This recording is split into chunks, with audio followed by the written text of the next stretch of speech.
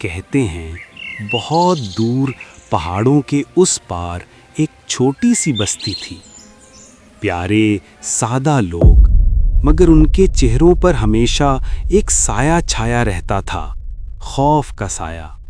ہر سال ایک دن ایسا آتا تھا جب زمین ہلنے لگتی، درخت لرزنے لگتے اور آسمان دہاڑنے لگتا.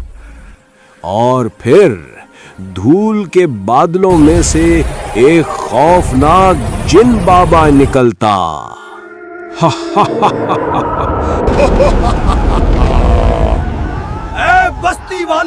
اے بستی والو، کیا کوئی ہے جو مجھ سے مقابلہ کرے؟ کیا کوئی مرد ہے تمہارے درمیان؟